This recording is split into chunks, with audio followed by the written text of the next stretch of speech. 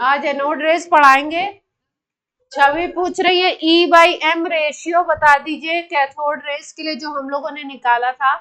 E/M ratio वो कैसे निकालेंगे, क्या है, इसके बारे में पूछ रही है ना। तो थोड़ा सा बात कर लेते हैं कैथोड रेस के E/M रेशियो के बारे में। कैथोड रेस वाला टॉपिक हम लोग कंप्लीट कर चुके हैं, ऑल्दो फिर भी हम लोग थोड़ा सा बात करते हैं। कैथोड रेस के बारे में बात कर रहे हैं E/M रेशियो, जिसको हम कहते हैं स्पेसिफिक चार्ज भी कह सकते हैं। इसको कह सकते हैं, इसको स्पेसिफिक चार्ज भी कह सकते हैं। E/M निकालना है, इसका मतलब जिन पार्टिकल से कैथोड रेज बनी हुई है, जिन पार्टिकल से बनी हुई है, जिनको हम लोगों ने जे थॉमसन ने उन पार्टिकल्स को क्या बोला था, जे थॉमसन ने वो जो पार्टिकल थे उनको क्या बोल दिया था, इलेक्ट्रॉन बोल दिया था ना। तो इलेक्ट्रॉन का E/M रेशियो निकालेंगे। एक साइंटिस्ट थे मिलिकन ने निकाला था इसका चार्ज, है ना, चार्ज कैलकुलेट किया था और चार्ज और मास का रेशियो करेंगे तो E/M रेशियो आ जाएगा। तो चार्ज E/M करते हैं तो चार्ज तो 1.6 मल्टीप्लाइड बाई 10⁻⁻19 लेते हैं, है ना, कूलम में। और इसका मास लेते हैं हम लोग 1.7588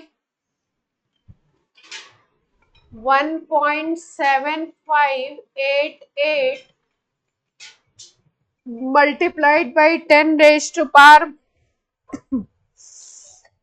नहीं ये नहीं, सॉरी E/M रेशियो ही लगा दिया। एक इलेक्ट्रॉन का मास होता है 9.1 मल्टीप्लाइड बाई 10⁻31। तो इससे क्या निकल आएगा हमारा E/M रेशियो, है ना। अगर यहाँ पे चार्ज देखो तो 1.6 डिवाइडेड बाई 9.1 करेंगे और -19 और प्लस क्या हो जाएगा आपका 31। तो 31 - 19 कितना आएगा, 12 आ जाएगा। तो 1.6 डिवाइडेड बाई 9.1 और यहाँ पे आ गया 10⁻12। अगर इसको 16 कर दो और इसको 9.1 कर दो तो ये 10⁻11 आ जाएगा, है ना। तो अब यहाँ पे इसके लिए जो वैल्यू आती है, एग्जैक्ट वैल्यू अगर आप याद करना चाहें तो याद कर सकते हैं 1.7588, 1.7588 जो मैंने पहले गलती से लिख दी थी, ये होती है E/M की वैल्यू 1.7588 मल्टीप्लाइड बाई 10⁻11।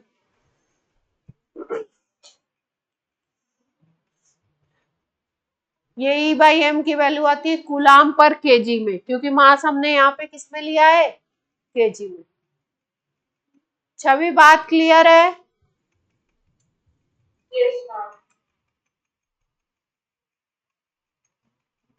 वैसे अभी तक हम लोगों को जरूरत नहीं पड़ी है इस वैल्यू की, वैल्यू याद रखने की जरूरत नहीं पड़ी है। कहीं जरूरत पड़े तो, क्योंकि अपने पास बहुत सारे डेटा ऐसे होते हैं जो याद करने होते हैं, तो E/M याद करने की जरूरत नहीं है। अगर कहीं जरूरत पड़ जाए तो E/M करके निकाल लीजिए। चार्ज और मास याद होना चाहिए। एक इलेक्ट्रॉन पे charge 1.6 multiplied by 10⁻⁻19 coulomb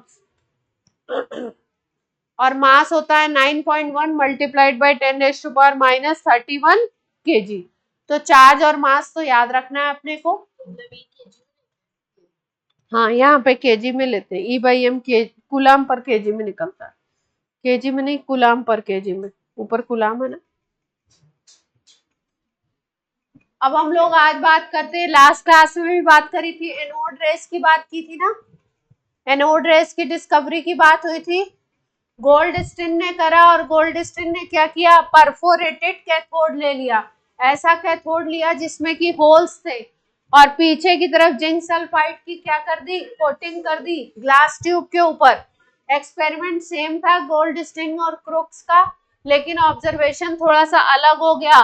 Goldstein ने बोला कि आपका कैथोड रेज तो निकलती हैं, लेकिन उनके साथ साथ हम लोग ऐसा देखते हैं कि एनोड से कैथोड की तरफ जाने वाली एक रेज भी दिखाई दे रही है। उनको हम लोगों ने क्या नाम दिया? एनोड रेज नाम दिया।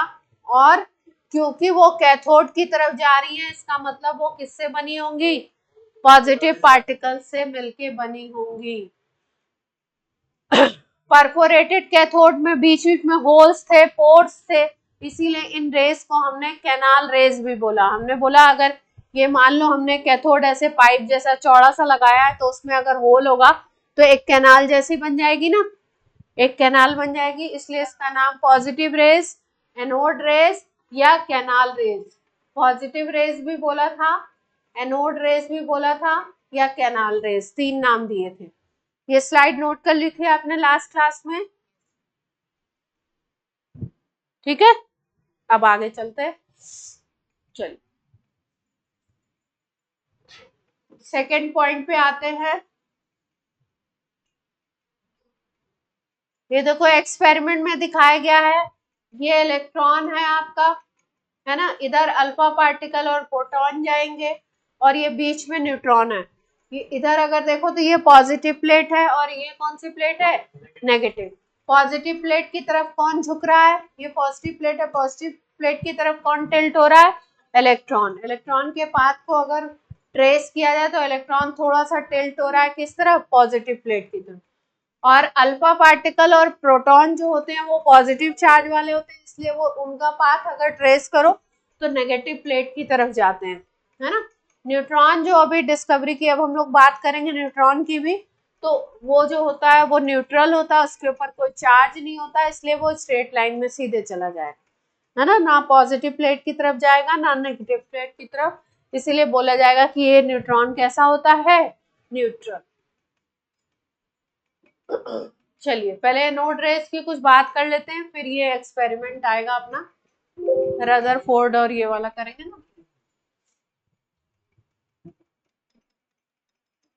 एनोड रेज में वही सारे पॉइंट है जो कैथोड रेज में थे, अपोजिट चलेंगे बस। सारे पॉइंट्स कैसे करने हैं?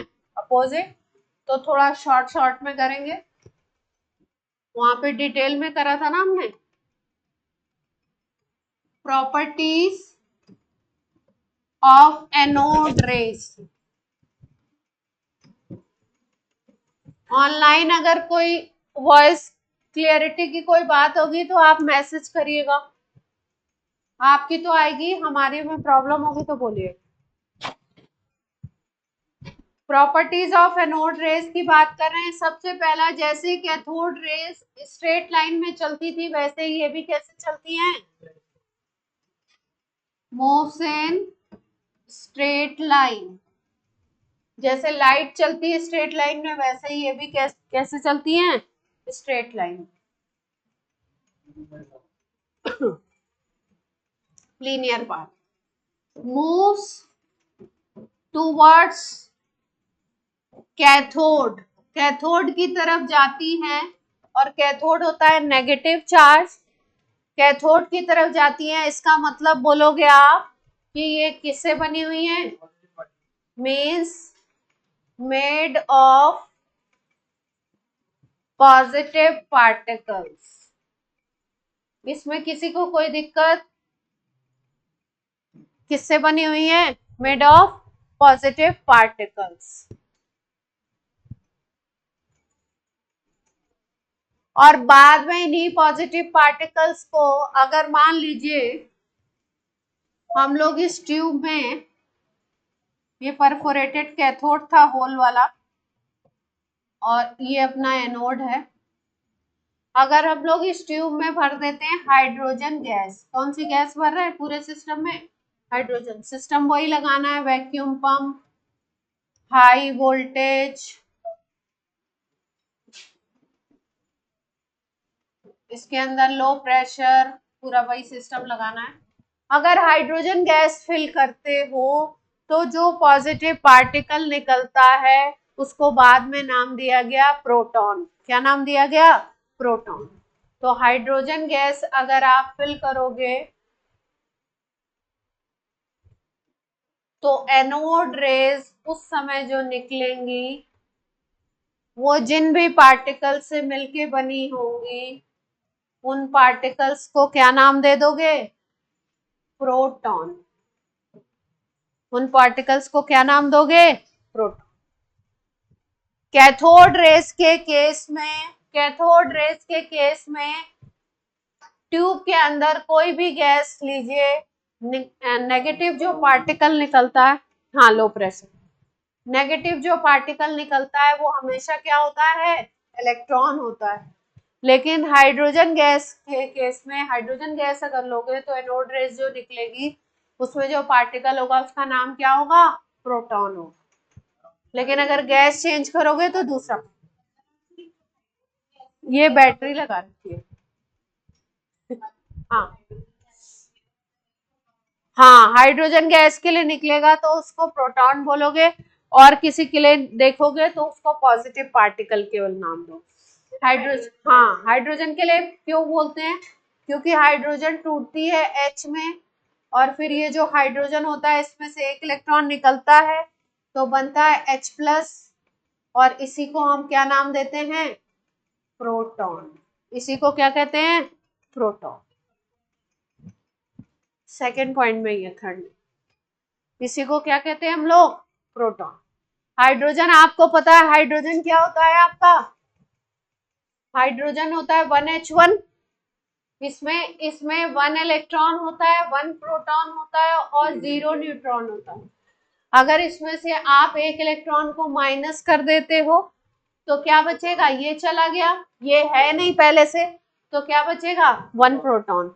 यानी कि अगर ये जो ट्यूब थी आपकी, ग्लास ट्यूब, इसमें अगर हाइड्रोजन गैस लेते हो तो पॉजिटिव पार्टिकल कौन सा निकलेगा? प्रोटॉन। गैस चेंज करोगे तो पार्टिकल चेंज होगा पॉजिटिव ही, लेकिन उसको प्रोटॉन नहीं बोलेंगे। ये मतलब जानवर रेज है, इसमें मतलब ये प्रोटॉन की वो बताइएगा, अपने प्रोटॉन की इमेज। हाँ, और जो उससे पहले वो न्यूट्रॉन था तो दो नेगेटिव इलेक्ट्रॉन। ठीक है, चल कोई कुछ कह रहा है? थर्ड पॉइंट पे आ जाते हैं। थर्ड पॉइंट पर सपोज मान लो आपने ट्यूब में भर दी हीलियम गैस। कौन सी गैस भर दी? है ना, तो हीलियम होता है 2He4। हीलियम के अंदर होते हैं इलेक्ट्रॉन 2, हीलियम के एटम में प्रोटॉन होते हैं 2, न्यूट्रॉन होते हैं 4 - 2 2, यानी कि इसमें 2 इलेक्ट्रॉन 2 प्रोटॉन और 2 न्यूट्रॉन का सिस्टम है। 2 इलेक्ट्रॉन 2 प्रोटॉन और 2 न्यूट्रॉन का सिस्टम। ठीक है, अब आपने हीलियम गैस भरी है तो हीलियम गैस अपने अंदर से इलेक्ट्रॉन निकालेगी।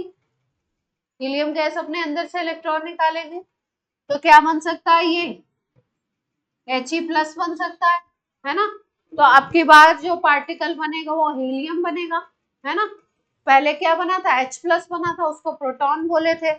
इसको केवल आप कह सकते हो पॉजिटिव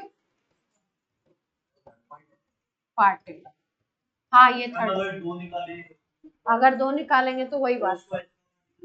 हाँ, अगर इसमें से 2 इलेक्ट्रॉन निकाल दो, क्या निकाल दो? 2 इलेक्ट्रॉन। 2 इलेक्ट्रॉन निकाल दोगे तो आप देख रहे हो हीलियम में, हीलियम का जो स्टेटस है उसमें 2 इलेक्ट्रॉन 2 प्रोटॉन और क्या थे? 2 न्यूट्रॉन। आपने 2 इलेक्ट्रॉन अगर माइनस कर दिए तो क्या बचेंगे? 2 प्रोटॉन और 2 न्यूट्रॉन बचेंगे। प्रोटॉन और न्यूट्रॉन किसके अंदर रहते हैं?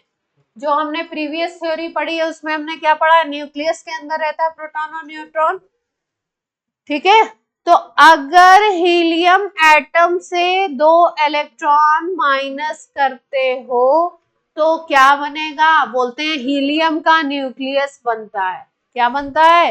हीलियम का न्यूक्लियस। मतलब यहाँ पे बनेगा He++, इसको क्या बोलोगे? हीलियम न्यूक्लियस, क्योंकि बाहर से इलेक्ट्रॉन माइनस कर दिया आपने। और इस हीलियम न्यूक्लियस को ही क्या बोलते हो? Alpha particle. तो आप बोल सकते हो कि nucleus of helium is called alpha particle. Alpha particle पे कितना चार्ज होगा? 2 unit positive, 2 unit positive. Ma'am इसमें इसको अल्फा पार्टिकल इसलिए बोल रही हूँ कि इसमें न्यूक्लियस बन रहा है। अच्छा है। नहीं नहीं, अल्फा पार्टिकल नाम दिया गया।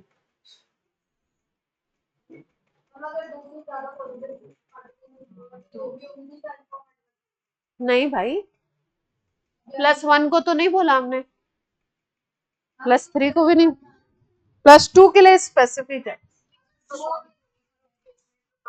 ये समझ नहीं आ रहा है। हम्म, इससे पहले वाले केस में प्रोटॉन थी और उसमें अल्फा पार्टिकल। उसमें नाम शायद प्रोटॉन इसलिए दिया गया था, वो प्रोटियम से बना था ना, प्रोटियम का न्यूक्लियस था शायद।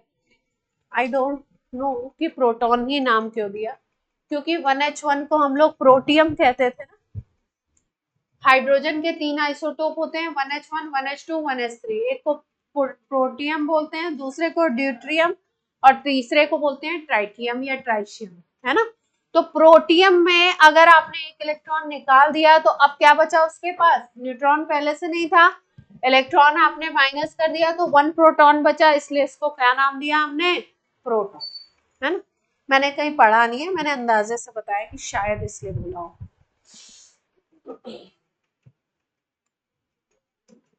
तीनों पॉइंट नोट हो गए। और कोई गैस होगी तो उसको आप अल्फा पार्टिकल नहीं बोलेंगे, प्रोटॉन नहीं बोलेंगे, केवल आप क्या नाम दे दोगे? Positive particle. ये तो पक्का है कि क्या निकलेगा, क्या बनेगा? एनोड रेज अगर है तो वो किससे मिलके बनी होगी? Positive particle. और नेगेटिव जो पार्टिकल होगा वो किसको बनाएगा? कैथोड रेज को, जो हम पहले पढ़ चुके हैं।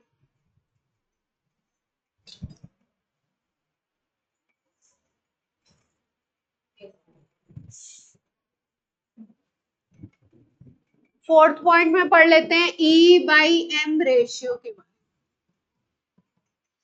में। E/M रेशियो के बारे में। अब जैसे मान लो तुमने हाइड्रोजन गैस ली तो पार्टिकल बन रहा है H+। तुमने लिया हीलियम गैस तो पार्टिकल बन रहा है He++। तुम कोई और गैस ले लो, नियॉन ले लो, तो बन जाएगा Ne+, है ना। अब आपको पता है अलग अलग अगर एलिमेंट होंगे तो उनके एटम का मास अलग अलग होता है, एटॉमिक मास अलग अलग होगा सबका, है ना। तो इसका मतलब मास क्या हो जाएगा? डिफरेंट हो जाएगा। चार्ज भी अलग अलग दिख रहा है, जैसे अगर आप अल्फा पार्टिकल लेते हो तो +2 यूनिट चार्ज है, अगर H+ लेते हो तो +1 यूनिट है, Ne+ लेते हो तो +1 यूनिट है ना। तो +2 +1 ऐसे चार्जेस भी मिल सकते हैं, और मास तो डेफिनेटली अलग होगा। तो मास क्या होता है? डिफरेंट आता है for different gases. Positive particle का मास क्या होगा? डिफरेंट आएगा फॉर डिफरेंट गैसेस। तो मास अगर डिफरेंट आ गया तो E/M रेशियो भी अलग आएगा। E/M ratio will be different. कोई समस्या? बोलिए बच्चों।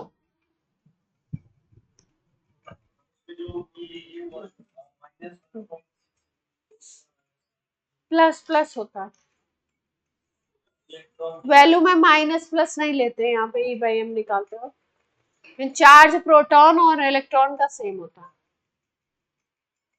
अल्फा पार्टिकल का डबल हो जाएगा उसी का, है ना। जैसे प्रोटॉन के चार्ज की बात करोगे तो इसके चार्ज को E बोलते हैं, 1.6 multiplied by 10⁻⁻19 coulomb positive charge होता है। इलेक्ट्रॉन पे इतना ही नेगेटिव चार्ज होता है, इस पे इतना ही पॉजिटिव चार्ज होगा। हीलियम ++ लोगे तो चार्ज हो जाएगा 2e, 2 यूनिट है तो कितना चार्ज हो जाएगा 2e। Positive, positive plus IVE, positive plus IVE मतलब ई मतलब इलेक्ट्रॉनिक चार्ज से ही निकाला गया इसको। जितना इलेक्ट्रॉन पे चार्ज है उतना ही चार्ज प्रोटॉन पे भी होता है। इलेक्ट्रॉन का चार्ज होता है -1.6 मल्टीप्लाइड बाई 10⁻⁻19 और प्रोटॉन का चार्ज होता है प्लस में, वही वैल्यू प्लस में। नहीं, ये वैल्यू सेम है, ये वैल्यू सेम है, प्लस या माइनस आता, वैल्यू तो सेम है। जैसे हम बोले प्लस क्यू चार्ज और माइनस क्यू चार्ज, किसी के ऊपर 10 कूलाम प्लस और किसी के ऊपर 10 कूलाम माइनस में।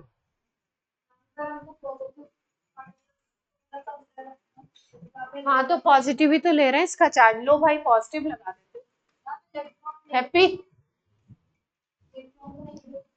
इलेक्ट्रॉन के बेसिस पे चार्ज निकाला गया, इसलिए इलेक्ट्रॉन के चार्ज की जो वैल्यू है उतनी वैल्यू प्रोटॉन की भी है। सेम सी आती, वैल्यू की बात कर, साइन की नहीं। ठीक है, फोर्थ पॉइंट क्लियर है। तो पूछा जाता है आपसे क्वेश्चन, एनोड रेज में E/M रेशियो डिफरेंट होगा अगर डिफरेंट गैसेस लेंगे, और अगर कैथोड रेज की बात करो तो E/M रेशियो सेम होगा। क्यों? क्योंकि कैथोड रेज नेगेटिव पार्टिकल से बनी है, गैस कोई भी ले लीजिए, negative particle will be always electron, और अगर पार्टिकल सेम है तो चार्ज और मास हमेशा सेम रहेगा। लेकिन पॉजिटिव पार्टिकल अगर गैस चेंज करते हो तो चेंज होते जाते हैं, और उनके मासेस भी चेंज होते जाते हैं, चार्जेस भी चेंज होते हैं, इसलिए चार्ज मास का रेशियो अलग आता है। स्ट्रेट लाइन वाला पॉइंट हो गया ना। अब बाकी सारे पॉइंट उसी तरीके से है। आपका बोलोगे कि क्या था, मोमेंटम होता है इसमें, काइनेटिक एनर्जी होती है, मास होता है, वेलोसिटी होती है, जैसे कैथोड रेज में थी सारी चीजें वैसे इसमें भी होंगी। कैसे पता चला था? लाइट व्हील लगाने पे क्या हुआ था, लाइट व्हील को क्या कर दिया था इसने, मूवमेंट दे दिया था, रोटेट कर दिया था, इसलिए पता चला कि इसमें मास है, वेलोसिटी है, काइनेटिक एनर्जी है, मोमेंटम है, ये सारी चीजें इसमें भी है।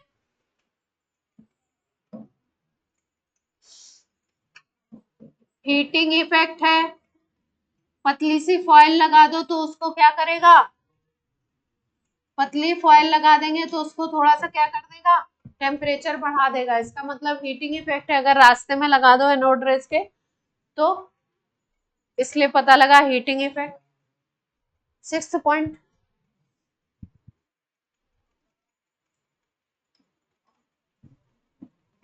पेनिट्रेशन इफेक्ट भी है।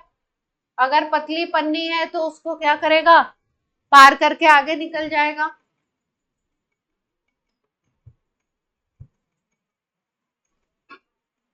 हाई है,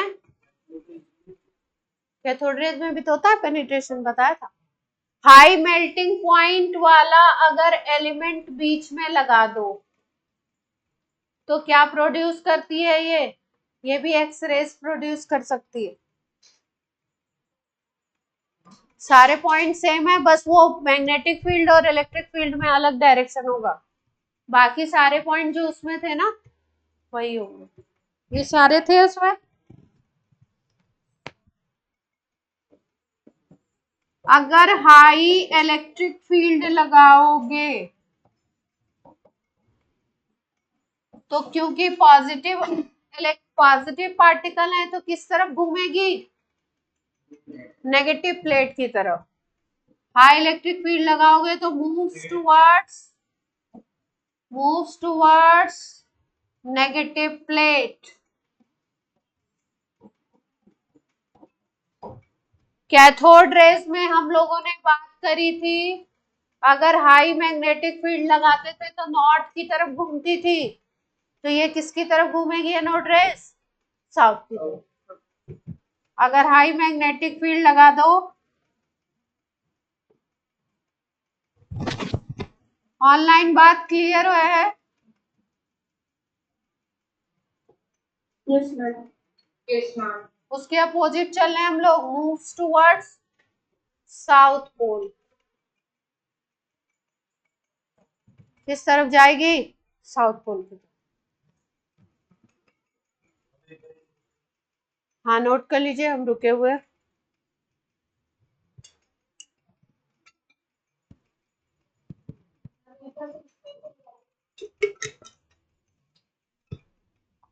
सिक्स पॉइंट में क्या समझना है? बीच में अगर पतलीपन, यहाँ बैठे बैठे सुन भी नहीं रही हो? अगर बीच में पतली सी फॉइल लगा दो, पतली सी पन्नी लगा दो किसी मेटल की, तो उसको टेम्परेचर चेक करो तो गर्म हो जाती है। इसका मतलब ये जो रेज है इनमें क्या होगा? Heating effect. अगर बहुत पतली थिन पन्नी है, बिल्कुल पतली है, तो पीछे की तरफ अगर किसी जिंक सल्फाइड वगैरह की कोटिंग करते हो तो ये पीछे की तरफ जाके चमक देती है। इसका मतलब पता चलता है कि कोई अगर पन्नी लगा रहे हो तो उसको पेनिट्रेट करके आगे निकल जा रही है, यानी पेनिट्रेशन पावर। बीच में अगर कोई हाई मेल्टिंग पॉइंट वाला एलिमेंट लगा दो, जैसे कि एग्जांपल होता है टंगस्टन लगा देते हैं, तो टंगस्टन से टकरा के ये एक्स रेज भी प्रोड्यूस कर सकती है। डिफरेंट, वो डिफरेंट। ठीक है, आपको ये ऐसा पॉइंट जो कैथोड रेज में था इसमें रह गया, कॉपी में देखिए कोई पॉइंट ऐसा जो कैथोड रेज में था इसमें रह गया। कोमल सीधे बैठी, ऐसे क्लास में नहीं बैठे।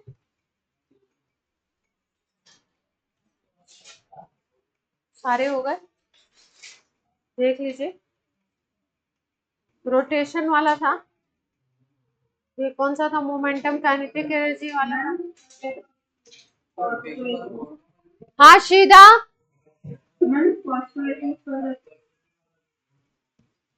परफोरेटेड वाला वो रह गया शायद, बोलेंगे।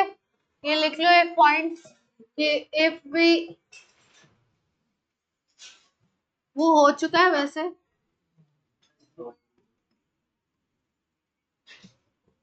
If we coat glass tube with zinc sulphide, zinc sulphide की कोटिंग अगर उसमें कर दें, anode race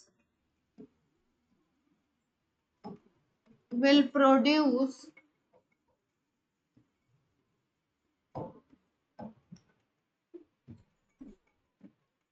fluorescence on zinc sulfide coating। अगर उसके ऊपर पड़ेंगे तो चमक ले आ देंगे। शायद यही रह गया था। ठीक है, तो हमने पूरी कहानी एनोड रेज और कैथोड रेज की खत्म कर दी। एनोड रेज को डिस्कवर किया था किसने? गोल्डस्टीन ने।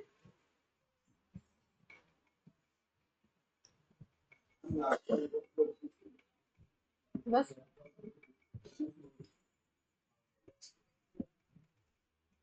हो गया। पॉजिटिव पार्टिकल साउथ की तरफ ही जाता जी।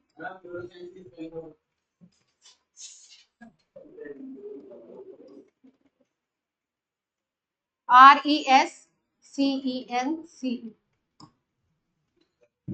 FLOUR, दोनों वर्ड यूज करते हैं। फ्लोरोसेंस भी यूज करते हैं,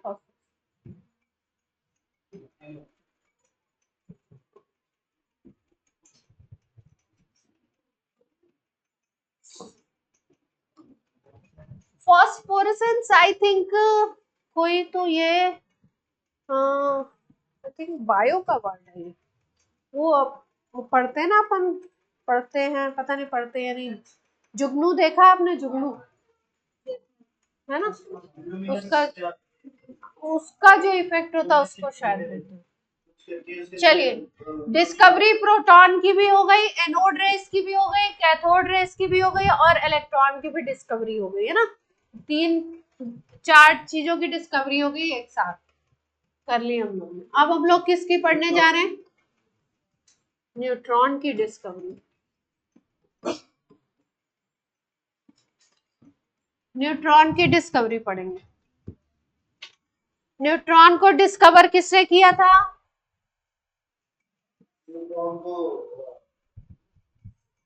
इलेक्ट्रॉन की डिस्कवरी थॉमसन, प्रोटॉन की डिस्कवरी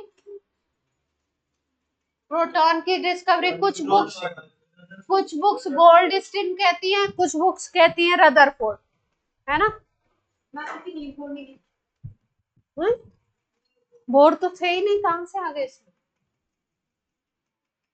न्यूट्रॉन की डिस्कवरी में कोई कंफ्यूजन नहीं है, चैडविक नाम है साइंटिस्ट का, जेम्स चैडविक ने करी थी न्यूट्रॉन की डिस्कवरी। नाम न्यूट्रॉन इसलिए दिया था क्योंकि इस पे चार्ज नहीं होता है, चार्जलेस है, न्यूट्रल है। कैसा पार्टिकल है? न्यूट्रल है, इसीलिए इसको क्या नाम दिया था? Named as neutron. कैसे बनाया था इन्होंने? हल्के एटम्स लिए थे, हल्के एलिमेंट लिए थे जिनके मासेस कम होते हैं, जैसे बेरिलियम ले लिया, उसके ऊपर इन्होंने बहुत हैवी पार्टिकल की कैटेगरी में अल्फा पार्टिकल को हैवी पार्टिकल बोलते हैं। इलेक्ट्रॉन प्रोटॉन हल्के होते हैं, बीटा पार्टिकल हल्का होता है, लेकिन अल्फा पार्टिकल को बोला जाता है हैवी पार्टिकल।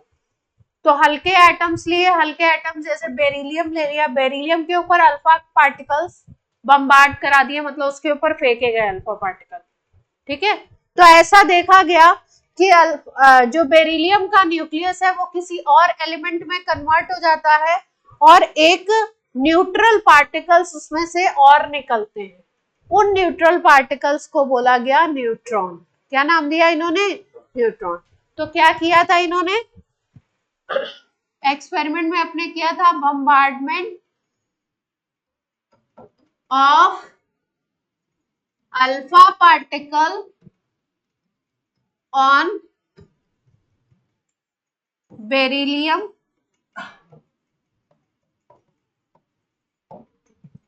अल्फा पार्टिकल, हाँ, अल्फा पार्टिकल ऑन बेरिलियम,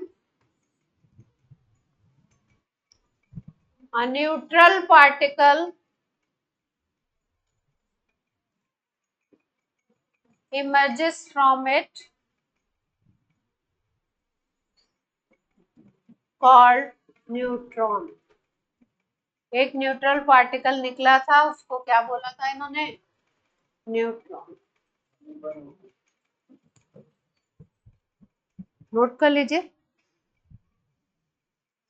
हम नहीं रोक रहे आपको, हम मना नहीं कर रहे आप।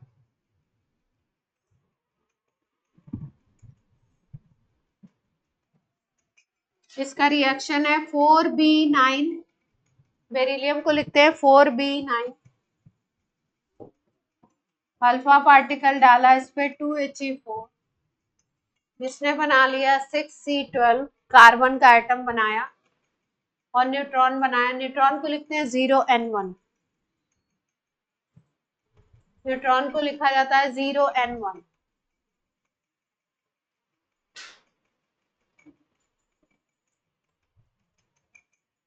न्यूट्रॉन की डिस्कवरी का इक्वेशन लिख लीजिए।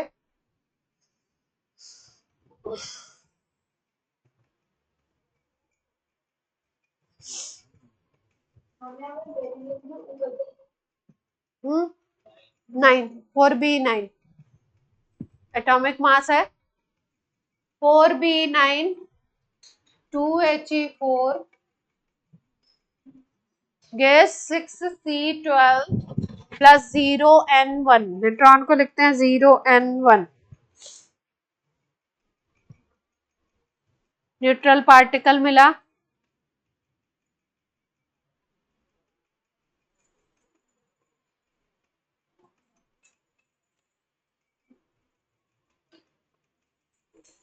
क्लियर है बात? इलेक्ट्रॉन की भी डिस्कवरी हो गई, प्रोटॉन की भी हो गई, न्यूट्रॉन की भी हो गई, है ना। अब इसके बाद हम लोग पढ़ेंगे एटॉमिक मॉडल।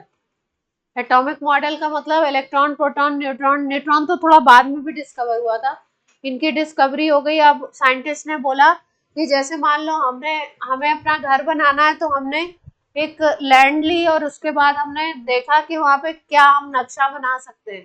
तो किधर ड्राइंग रूम होगा, किधर बेडरूम होगा, किधर डाइनिंग हॉल होगा, किधर किचन होगा, किधर वॉशरूम होगा, ये सब एक नक्शा बनाना पड़ता है ना। आर्किटेक्ट आपको बना के देता है या आप खुद ड्रॉ करते हो, बनाते हो। तो इसी तरीके से इलेक्ट्रॉन प्रोटॉन की जब डिस्कवरी हो गई, तो ये सोचा गया कि एटम में ये किस तरीके से प्लेस्ड है, कौन अंदर की तरफ है, कौन बाहर की तरफ है, किसकी प्लेसिंग कहाँ है।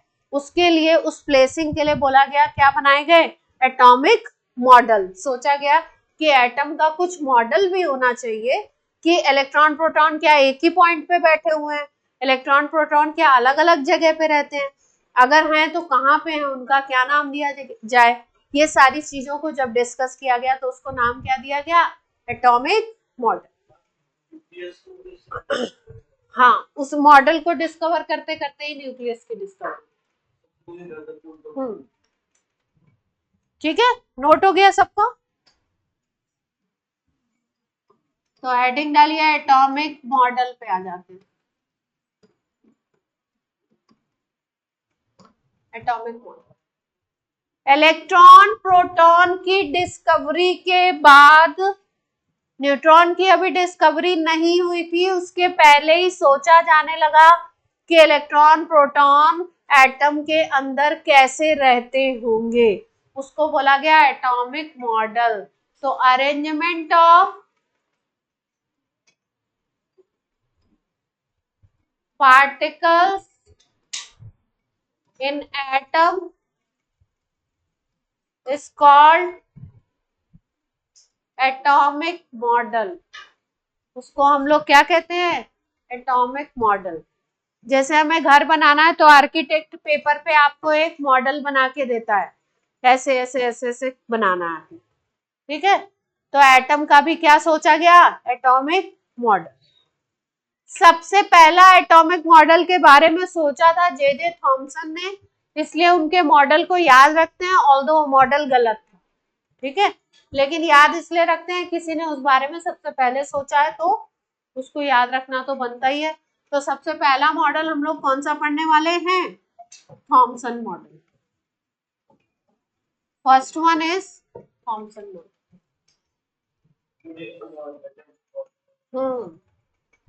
थॉमसन मॉडल सबने पढ़ा हुआ है, ये कहीं ना कहीं ऑनलाइन पढ़ा हुआ है ना। तो क्या बोलते हैं इसको, और क्या नाम देते हैं, प्लम पुडिंग मॉडल, या और क्या नाम दे सकते हैं इसको,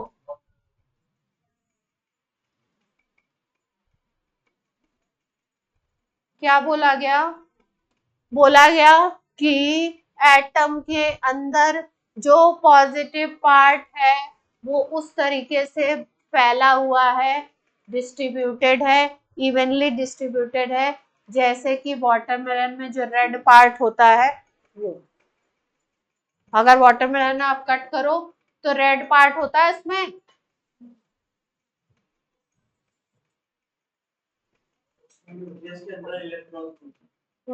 वाटरमेलन में जो रेड पार्ट होता है, अगर आप देखो तो रेड पार्ट पूरा ऐसे इवनली डिस्ट्रीब्यूटेड होता है।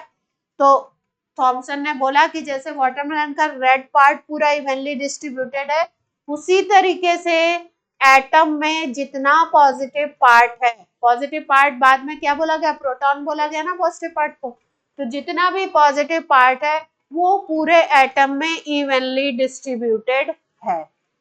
और उसके अंदर इलेक्ट्रॉन इस तरीके से प्रेजेंट है, जैसे कि इलेक्ट्रॉन कैसे प्रेजेंट है, जैसे कि सीड्स होते हैं ना आपके वाटरमेलन में जगह जगह पे, उसी तरीके से इलेक्ट्रॉन प्रेजेंट है। तो इलेक्ट्रॉन को किससे कंपेयर किया, वाटरमेलन के सीड से।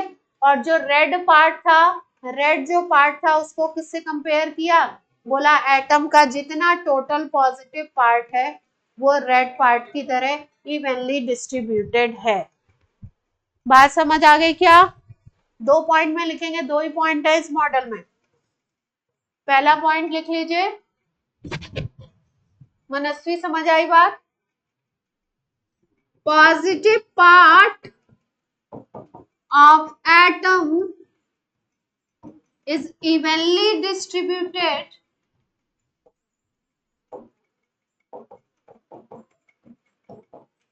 like red part of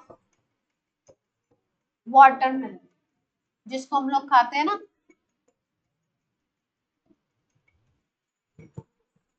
और सेकेंड पॉइंट में लिखेंगे seeds electrons are like seeds embedded in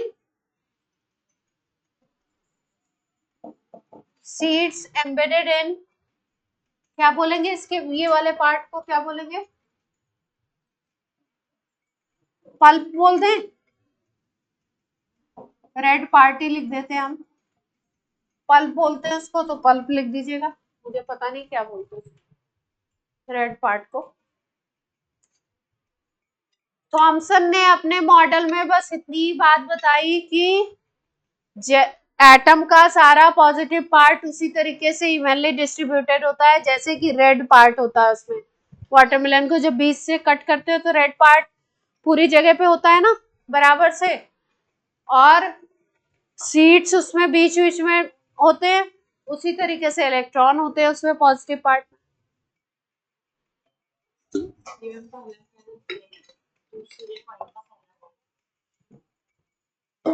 दूसरे पॉइंट का पहला पॉइंट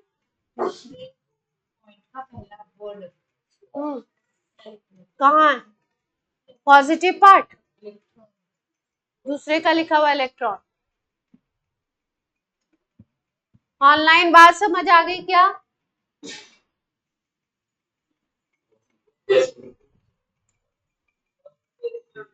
थोड़ा जल्दी जल्दी समझो तुम लोग, तो थोड़ा जल्दी जल्दी करें ना, अभी बहुत धीरे चल रहे हैं पर ये पढ़ना नहीं है डेली,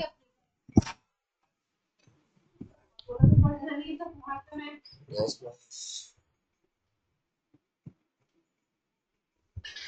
मतलब 9 10 में ये वाला पोर्शन पढ़ लेते थे, 11 की बुकिंग का इंपॉर्टेंट नहीं है, नहीं जाती थी, हमें नहीं पढ़ाई जाती।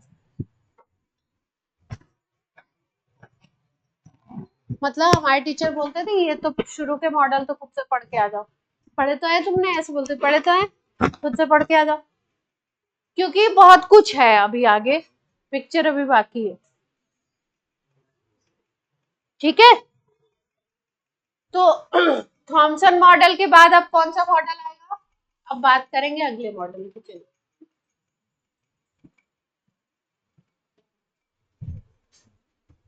सेकेंड मॉडल पे आ जाते हैं, रदरफोर्ड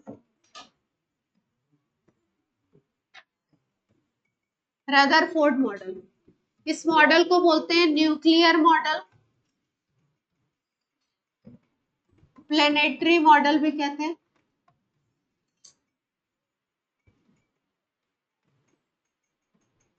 न्यूक्लियस की डिस्कवरी हुई थी इस मॉडल के थ्रू, इसलिए क्या बोलते हैं इसको? न्यूक्लियर मॉडल भी बोलते हैं।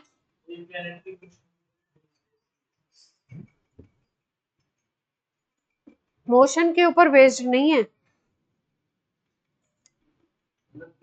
जैसे प्लेनेट मूव करते हैं उस तरीके से बताया जाएगा अभी इलेक्ट्रॉन को। हाँ, इसलिए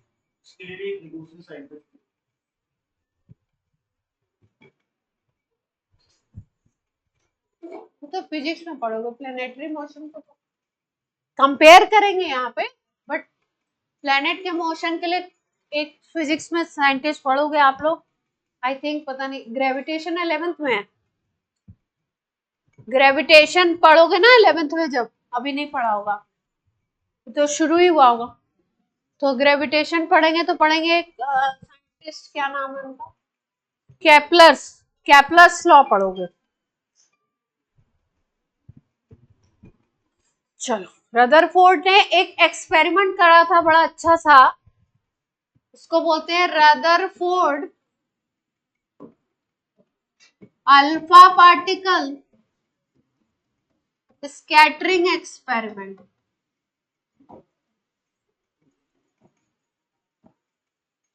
एक एक्सपेरिमेंट किया था इन्होंने, Rutherford alpha particle scattering experiment. चलो, अब पहले ये जो रदरफोर्ड का अल्फा पार्टिकल स्कैटरिंग एक्सपेरिमेंट है उसको समझने से पहले एक छोटी सी चीज आपको समझा देते हैं, तो वो ज्यादा तेज आपको समझ आएगा। देखो ध्यान से देखिए बोर्ड पे। जैसे मान लीजिए कि कोई रूम है, उसमें ये एक विंडो बनी हुई है, ठीक है, रूम है, इसमें एक विंडो है, और आपने क्या किया, विंडो के ऊपर मतलब विंडो के लिए ओपनिंग थी और आपने वहां पे पूरा कार्डबोर्ड लगा दिया। क्या लगा दिया? पूरा कार्डबोर्ड लगा के आपने कवर अप कर दिया उस विंडो को, ठीक। अब कोई बच्चा है, मान लीजिए वो बॉल से खेल रहा है, अगर उस विंडो पे मारता है, मान लीजिए ये डोर है सामने वाला, ये क्लोज है, इस पे अगर मैं बॉल मारती हूँ तो बॉल क्या होगा? बॉल के रीबाउंड होने के चांसेस होंगे, ऊपर लगे नीचे लगे कहीं पे भी लगे, क्योंकि पूरा कवर अप है, तो बॉल के रीबाउंड होने के 100% चांसेस है। अगर बॉल वहां तक जा रही है तो टकराएगी तो रीबाउंड होगी होगी, ठीक। दूसरा देखिए, हम लोग क्या करें, अगर इस विंडो में इस तरीके से रॉड्स लगा दें,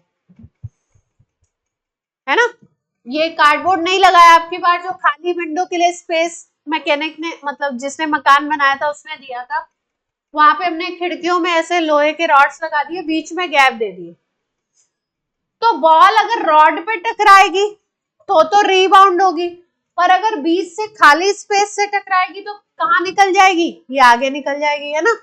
तो अगर खाली स्पेस में जाती है तो क्या हो जाएगी? फॉरवर्ड मूव करेगी, सीधे निकलेगी, और अगर रॉड पे जाएगी तो क्या होगी? रीबाउंड होगी। ये बात समझ आती है सबको? ठीक। अब मान लो आप बोलते हो एक विंडो ऐसी बनाओ जिसमें एक रॉड लगाओ, और एक विंडो ऐसी बना रहे हो जिसमें ऐसे उसी साइज की 4-5 रॉड लगा देते हो थोड़े थोड़े गैप पे, तो रीबाउंड होने के चांसेस किसमें ज्यादा होंगे? इसमें ज्यादा होंगे या इसमें? भाई जिसमें 4-5 है उसमें यहाँ लगी यहाँ लगी यहाँ लगी, ऐसे 4-5 किसी पे भी लग सकती है, तो चांसेस ज्यादा है रीबाउंड होने के, है ना। और यहाँ पे क्या है? यहाँ पे तो एक ही लगा हुआ है, तो अगर इस पे पड़ता है तो रीबाउंड होगा, अदरवाइज क्या होगा? चांसेस ज्यादा यही है कि कैसे निकलेगा? पीछे की तरफ सीधे निकल जाएगा। ये बात सबको समझ आती है online offline?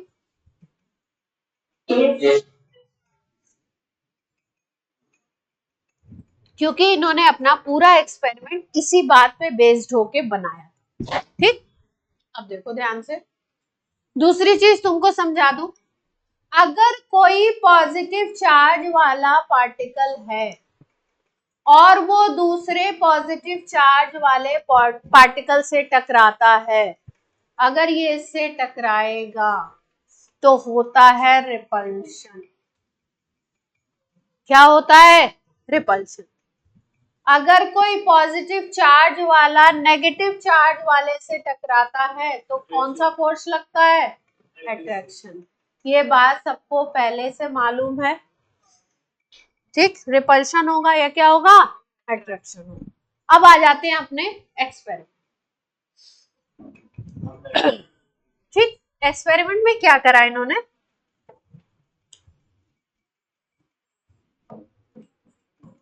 Radio active material लिया। रेडियो एक्टिव मटेरियल ऐसे होते हैं जिनसे अल्फा बीटा पार्टिकल्स निकलते हैं, है ना। तो रेडियो एक्टिव मटेरियल लिया, कुछ इस तरीके का सिस्टम लगाया कि केवल जो बीटा पार्टिकल गामा पार्टिकल निकल रहे हैं उनसे मतलब ना रहे, अपने को कौन से पार्टिकल मिले? Alpha particle. तो इससे निकल रहे हैं अल्फा पार्टिकल। अल्फा पार्टिकल क्या होते हैं? आप बोलेंगे नहीं बीच में, पहले पूरा एक्सपेरिमेंट सुनेंगे। He++ होता है अल्फा पार्टिकल। अल्फा पार्टिकल को बोलते हैं हैवी पार्टिकल। किस कैटेगरी में लेते हैं इसको?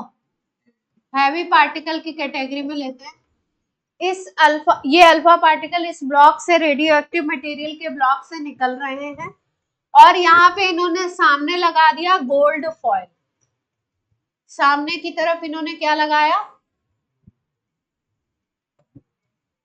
गोल्ड थिन फॉयल लगा, गोल्ड की पतली पन्नी लगाई। ठीक, गोल्ड की थिन फॉयल है तो उसमें गोल्ड के एटम होंगे, Au के एटम्स होंगे, गोल्ड इज Au।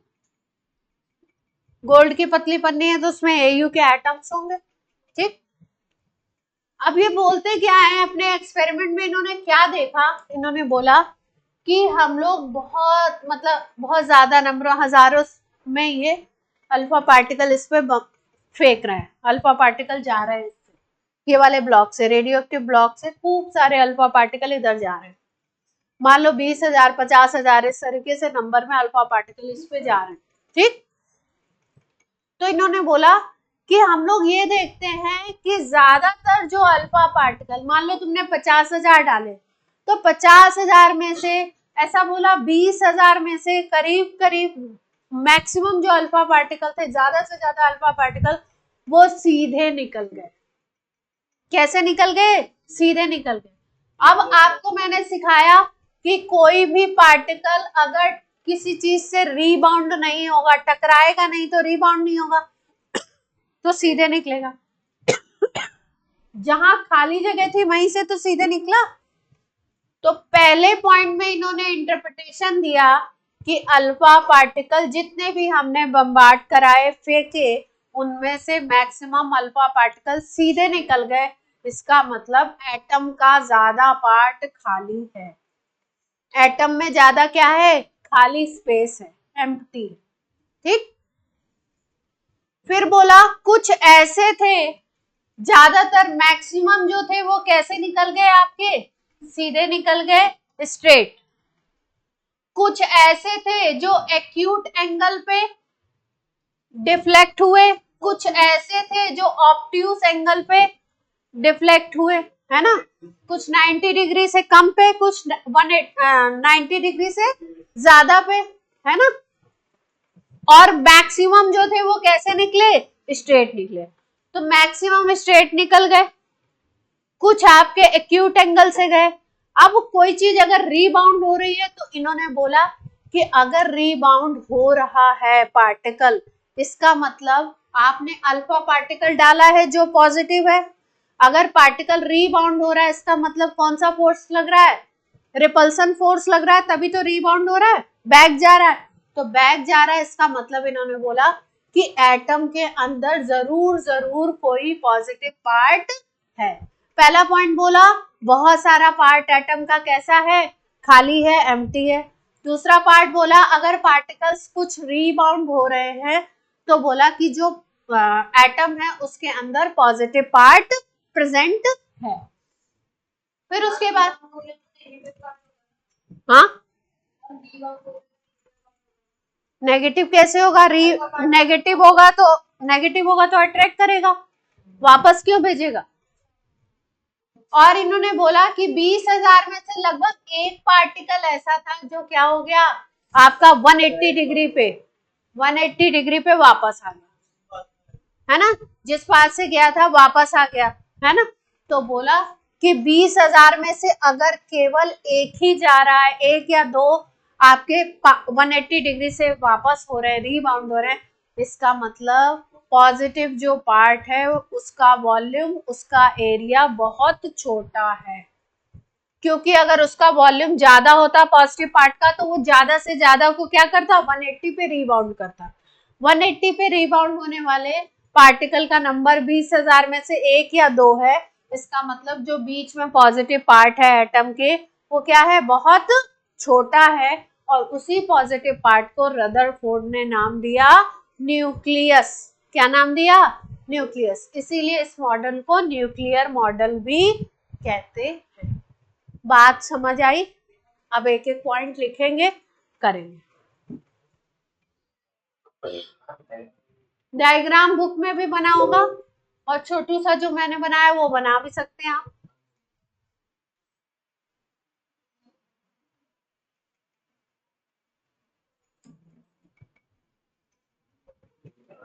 अच्छा सा डायग्राम ये है, एक ही बात है, ये बनाओ वो बनाओ।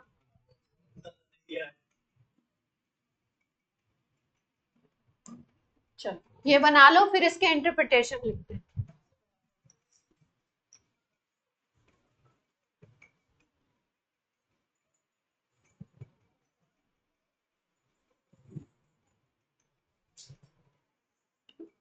ऑनलाइन बच्चों बात समझ आ रही है?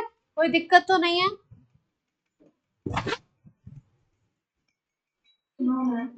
पढ़ा होगा पहले भी आपने?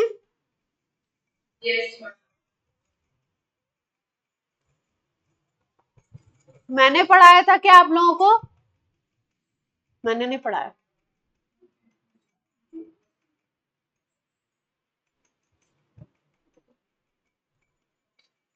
तो आपको किसने पढ़ाया ये वाला चैप्टर? हाँ,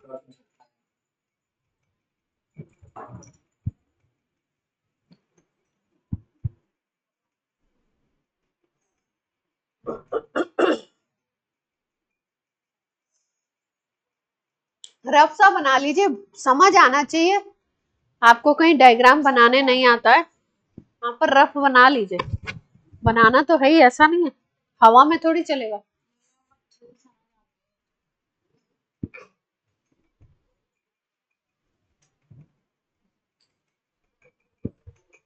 आपका क्या नाम है?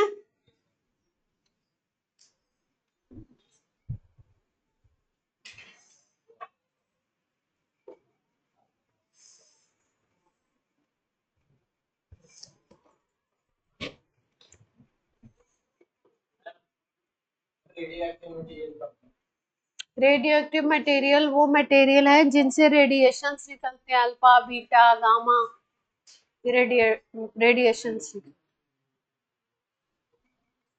बन गया क्या?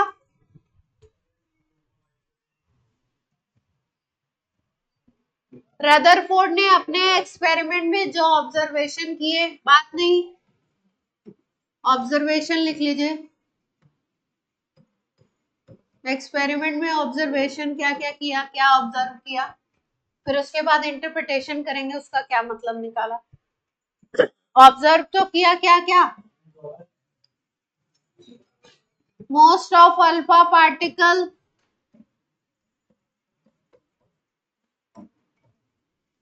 गो स्ट्रेट, बहुत सारे कैसे चले गए? Straight.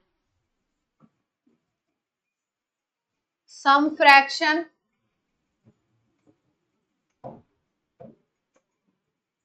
rebound with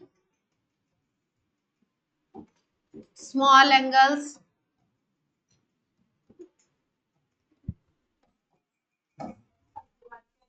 some fractions rebound with small angles around 1 or 2 in 20,000 alpha particle rebound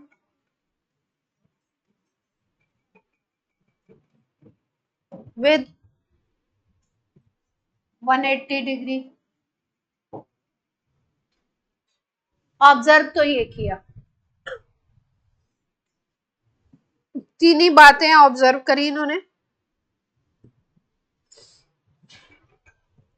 observation इनका ये था एक्सपेरिमेंट का कि ज्यादा अल्फा पार्टिकल सीधे जा रहे हैं कुछ छोटे एंगल से, और 20,000 में से लगभग 1 या 2 क्या हो रहे हैं, 180 डिग्री से रिबाउंड।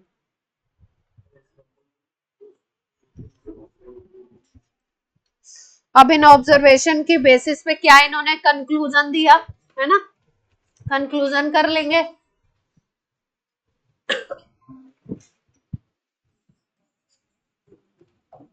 कंक्लूजन,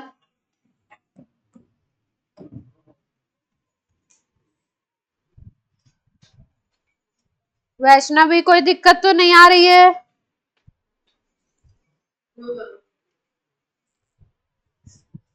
चलो, कंक्लूजन क्या क्या दिया? पहला क्या था आपका, ये ऑब्जर्वेशन की ज्यादातर पार्टिकल कैसे निकल रहे हैं? स्ट्रेट निकल रहे हैं, because most of the most of the alpha particle goes straight, means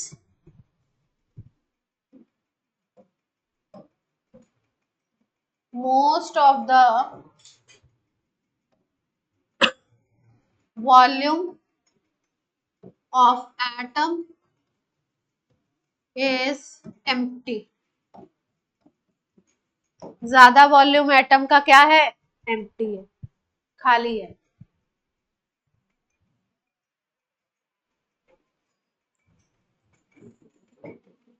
Some alpha particle, हाँ second point, rebound with small angles, rebound हो रहे हैं छोटे एंगल से. It means atom have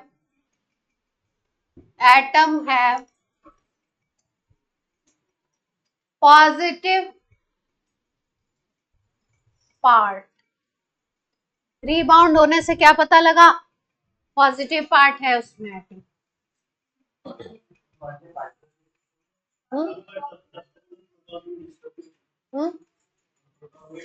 देखो ये एक्सपेरिमेंट है 1919 का है, शायद 1919 का है, 1911 का है, सॉरी 1911 का है. और जब हम बात करते हैं प्रोटॉन की डिस्कवरी की, तो दैट विल, गोल्डस्टीन ने ये बता तो दिया था.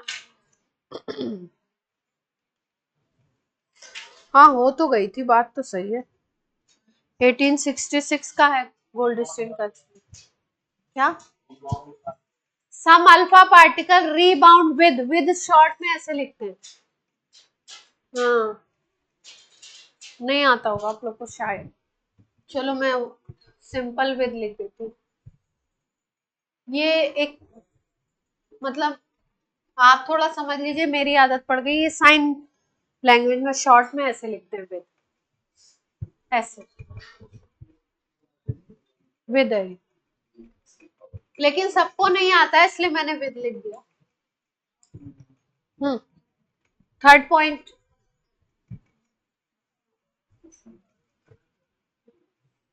very few alpha particle rebound with 180 degree. बहुत, हाँ बैक भी लिख सकते हैं. रीबाउंड विद, बैक तो सबको लिख सकते हो ना, वापस आ रहे हैं. rebound with 180 degree, it means positive part is in center वाले हुए थे ये, है ना, बीच में. Positive part in centre and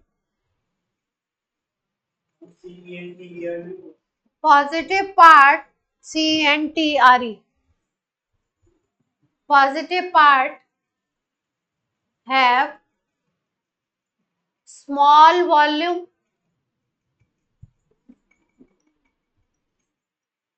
in comparison to atomic volume. पूरे एटम के वॉल्यूम के कंपैरिजन में जो पॉजिटिव पार्ट है उसका वॉल्यूम बहुत छोटा है. सेंटर में ये पार्ट है और उसका वॉल्यूम क्या है? पूरे एटम के कंपैरिजन में बहुत छोटा है. न्यूक्लियस का वॉल्यूम छोटा होता है एटम के कंपैरिजन में. और पॉजिटिव पार्ट कहाँ होता है? न्यूक्लियस के अंदर होता है. प्रोटॉन तो न्यूक्लियस में ही होते हैं.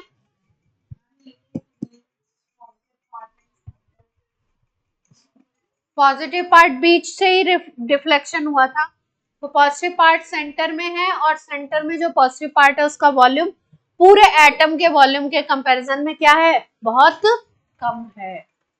नोट कर लिए तीनों point,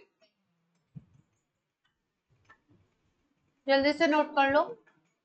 and this positive part is called nucleus. इसी पॉइंट में आगे लिखेंगे कंटिन्यूएशन में। दिस पॉजिटिव पार्ट, केशव आपका ध्यान कहाँ है? This positive part is called nucleus. So this model is called nuclear model.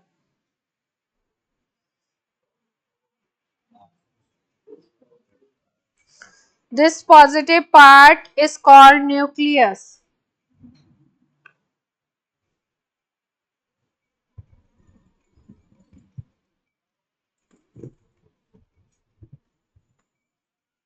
This positive part is called nucleus.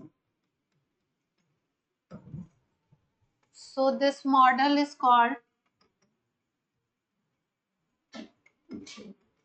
Nuclear model. Nucleus की डिस्कवरी हो गई थी ना इससे. इस मॉडल को हम न्यूक्लियर मॉडल भी बोलते हैं इसीलिए.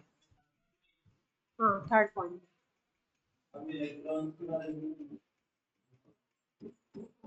न्यूक्लियस की रेडियस निकाली गई, मेजर की गई, वो लगभग थी 10⁻⁻15 मीटर के अराउंड. 10⁻⁻15 मीटर के अराउंड थी. और पूरे एटम की रेडियस निकाली गई, एटॉमिक रेडियस जिसको बोल सकते हैं, तो वो एवरेज में आई लगभग 10⁻10 मीटर के अराउंड. तो न्यूक्लियस की काफी छोटी है.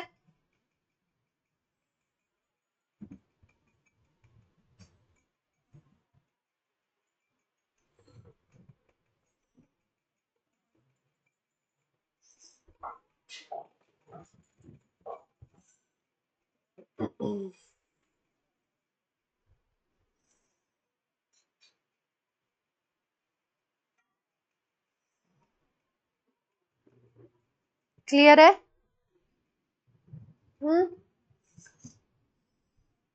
कोई दिक्कत हो तो बोलिए.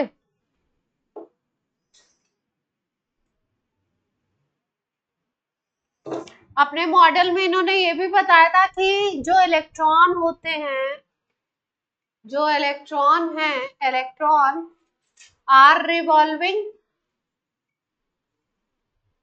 Around nucleus like planets are around sun. जैसे सन के चारों तरफ प्लेनेट रिवॉल्व करते हैं उसी तरीके से इलेक्ट्रॉन उसके चारों तरफ घूमता है, इसीलिए सो इट इज कॉल्ड, दूसरा नाम क्या दिया गया, प्लेनेटरी मॉडल. Planetary model.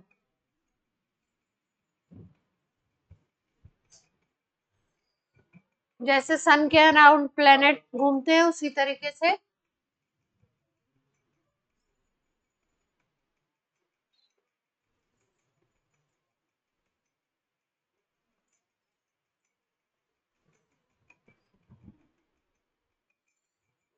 ठीक है. तो थॉमसन ने बोला था पॉजिटिव पार्ट, थॉमसन ने क्या बोला, जैसे वाटरमेलन में पॉजिटिव पार्ट पूरा इवन डिस्ट्रीब्यूटेड होता है उसी तरीके से एटम के अंदर पॉजिटिव पार्ट होता है. लेकिन रदरफोर्ड ने जब एक्सपेरिमेंट करा ये वाला अल्फा पार्टिकल स्कैटरिंग एक्सपेरिमेंट, तो बोला कि जो पॉजिटिव पार्ट है वो बहुत छोटी सी जगह पे है, बीच में है बिल्कुल. जैसे एटम ये है तो उसके बिल्कुल बीच में छोटी सी जगह में ही न्यूक्लियस है, पॉजिटिव पार्ट छोटी सी जगह में है ना. जबकि रदरफोर्ड ने, उन्होंने क्या कह दिया था थॉमसन ने कि पूरे में पॉजिटिव पार्ट है. इसलिए थॉमसन का मॉडल जब रदरफोर्ड का स्कैटरिंग एक्सपेरिमेंट आया तो क्या हो गया, फ्लॉप हो गया, रिजेक्ट हो गया. इसी बेसिस पे रिजेक्ट हुआ कि भाई वो बोल रहे थे पॉजिटिव पार्ट पूरे में फैला हुआ इवनली डिस्ट्रीब्यूटेड है, जबकि ऐसा नहीं है। ठीक है, तो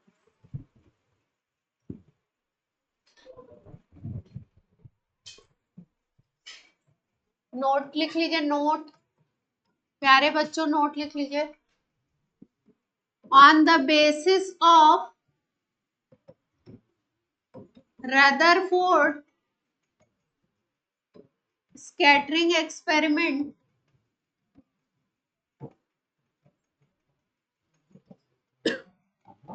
थॉमसन मॉडल गेट रिजेक्टेड। याद इसलिए रखते हैं क्योंकि थॉमसन ने पहली बार सोचा था मॉडल के बारे में, बाकी उनका क्या हो गया, रिजेक्ट कर दिया गया। अब इनको रिजेक्ट करेंगे, कैसे करेंगे इनकी बात कर लेते हैं। इलेक्ट्रोमैग्नेटिक क्या लिखें, ड्रॉबैक्स, इनमें भी क्या कमी आई।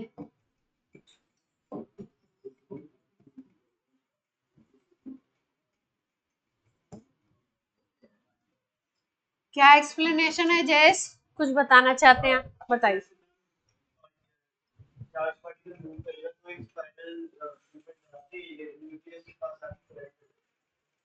जो करेगा कोलाइड,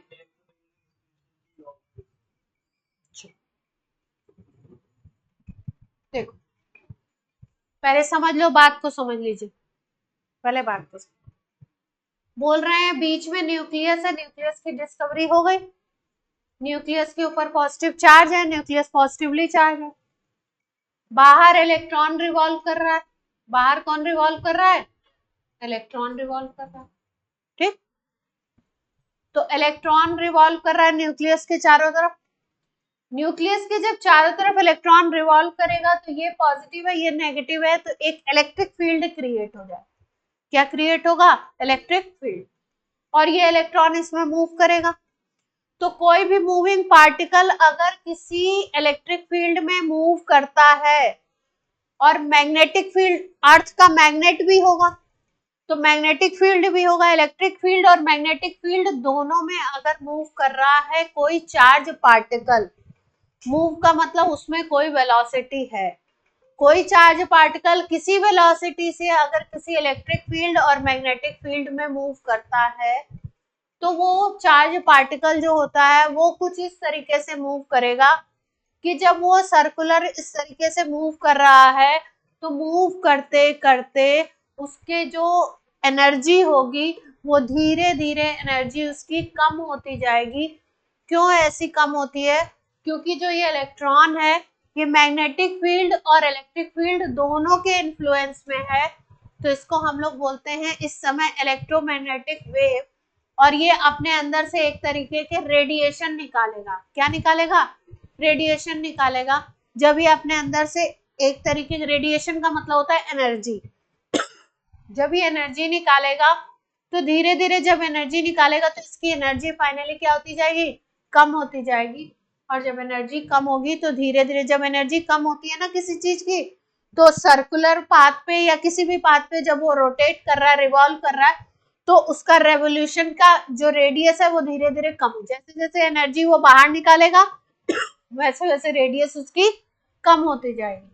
तो अगर इलेक्ट्रोमैग्नेटिक रेडिएशन इसको बोल रहे हो आप इलेक्ट्रॉन को, तो वो धीरे धीरे धीरे धीरे उसकी एनर्जी कम होती जाएगी और उसका पाथ छोटा होता जाएगा, छोटे पाथ में धीरे धीरे घूमेगा, और छोटे पाथ में जब घूमेगा तो आप बोलोगे कि ऐसा हो सकता है कि इलेक्ट्रॉन एनर्जी को बाहर निकालते निकालते निकालते पाथ छोटा होते होते होते होते इलेक्ट्रॉन धीरे धीरे धीरे धीरे धीरे धीरे कहाँ पे आके गिर जाए, न्यूक्लियस पे, और न्यूक्लियस पे अगर गिर जाएगा आके इलेक्ट्रॉन, तो एटम का एग्जिस्टेंस क्या होगा, खत्म हो जाएगा, एटम डिस्ट्रॉय हो जाएगा।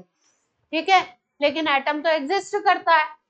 तो इनसे बोला गया कि ऐसा है कि अब आप इसका आंसर दीजिए रदरफोर्ड से। तो रदरफोर्ड इस क्वेश्चन का आंसर नहीं दे पाए थे। उन्होंने कहा था इलेक्ट्रॉन रिवॉल्व करता है न्यूक्लियस के चारों तरफ, बस बात हो गई खत्म। तो साइंटिस्ट आए इलेक्ट्रोमैग्नेटिक थ्योरी लेकर के, मैक्सवेल थे शायद, मैक्सवेल ने बोला कि भाई अगर ये मूव कर रहा है इस तरीके से तो ये एनर्जी बाहर फेंकेगा, एनर्जी फेंकेगा, तो धीरे धीरे इसकी एनर्जी कम होगी तो रेडियस छोटी होगी, रेडियस छोटी होगी तो एक टाइम ऐसा आएगा कि छोटी होते होते होते होते ये न्यूक्लियस पे जाके गिर जाएगा और एटम को खत्म कर देगा, बट एटम स्टिल एग्जिस्टिंग। तो इसका आंसर दीजिए, तो रदरफोर्ड के पास इसका आंसर नहीं था। यही इसका रदरफोर्ड मॉडल का क्या हो गया, ड्रॉबैक। न्यूक्लियस की डिस्कवरी की, अच्छी बात बताई।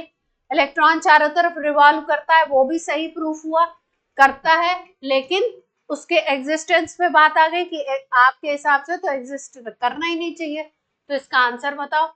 तो इन्होंने आंसर बताया नहीं, अगले साइंटिस्ट नील्स बोर आएंगे वो बताएंगे, ये नहीं बता पाए। तो ऐसा गंदा डायग्राम नहीं बनाएंगे, 2 पॉइंट में लिखेंगे इस बात को, अच्छा डायग्राम अभी बनाएंगे हम लोग। बात समझ आ गई है? टाइम बोलिए। 40 हो गया, चलिए तो इसका ये कर तो लेते ही है, ड्रॉबैक कर लेते हैं, लिख लीजिए, 2 पॉइंट में लिखेंगे।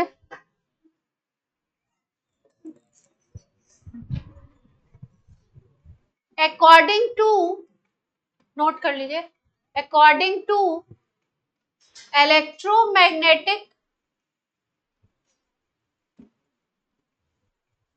Theory of Maxwell, Maxwell scientist है, electromagnetic theory of Maxwell, electron revolves around nucleus but it loses energy in the form of radiation, in the form of radiation, radiation का मतलब होता है वेव्स, है ना, वेव्स के फॉर्म में ये एनर्जी बाहर निकालेगा, loses energy in the form of radiation, so its radius becomes shorter and shorter, छोटी से छोटी होती जाएगी, एंड अल्टीमेटली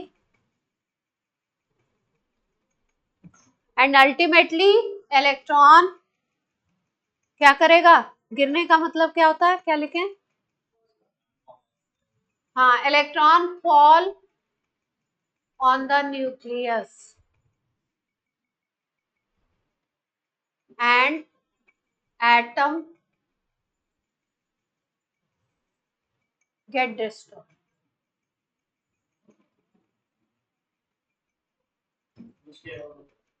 है ना, which is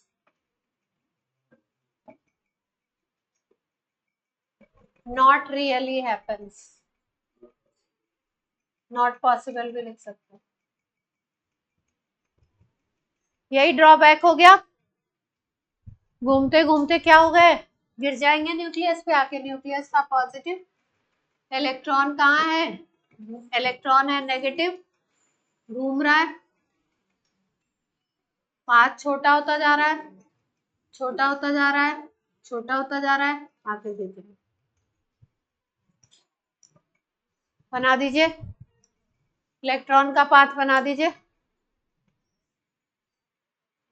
छोटा होता जा रहा है, छोटा होता जा रहा है, छोटा, आगे क्या होगा,